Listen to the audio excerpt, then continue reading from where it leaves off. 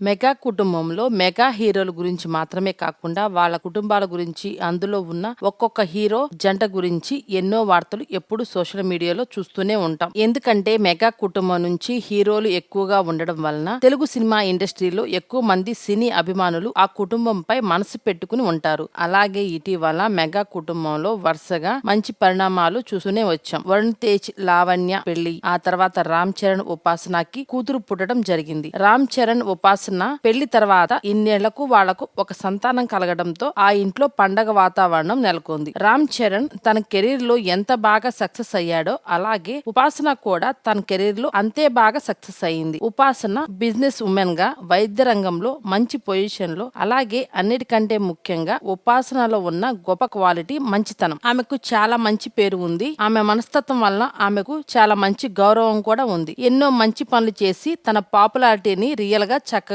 పెంచుకుంటుంది. అయితే ఉపాసన ఎంత సెంటిమెంటల్ గా ఉంటుందో మనందరికి తన ప్రెగ్నెంట్ టైం నుంచి మొన్న పాప డెలివరీ వరకు, పాపకు పేరు పెట్టే వరకు కూడా అన్ని చూస్తే అర్థమవుతుంది. అయితే ఇటీవల రామ్ చరణ్ ఒక ఇంటర్వ్యూలో ఉపాసన గురించి ఒక ఆసక్తికరమైన విషయాన్ని బయటపెట్టాడు. దానితో రామ్ చరణ్ అభిమానులు అందరూ ఒక్కసారిగా షాక్ అయ్యారు. ఆడవాళ్ళకి ఇచ్చే గిఫ్ట్ గురించి రామ్ చరణ్ మాట్లాడుతూ, ఆడవాళ్లకు నచ్చే గిఫ్ట్ ఇవ్వడం చాలా కష్టమని, ఎంత కష్టపడినా కూడా వాళ్ళని మెప్పించలేమని చెప్పుకుంటూ వచ్చాడు. అలాగే తను ఒకసారి ఉపాసనకు గిఫ్ట్ ఇవ్వాలని 4-5 గంటల పాటు తిరిగి చివరికి ఒక ఖరీదైన గిఫ్ట్ కొనుక్కుని వచ్చి ఉపాసనకు ఇచ్చాడట. అది చూసిన ఉపాసన నిమిషాల్లో నచ్చలేదు, నో అన్నదట. అంతేకాకుండా దానికి రామ్ చరణ్ ని ఉపాసన ఒక చెంపదెబ్బ కూడా కొట్టిందట. అందుకే భార్యను మెప్పించే గిఫ్ట్ ఇవ్వడం భర్తకు పెద్ద టాస్క్ అని రామ్ చరణ్ అన్నాడు. దీంతో రామ్ చరణ్ అభిమానులు అందరూ చెంపదెబ్బ తినేంత దారుణమైన గిఫ్ట్ ఏమిచ్చావు భయ్యా అంటూ సరదాగా కామెంట్స్ చేస్తున్నారు. ఏమో మరి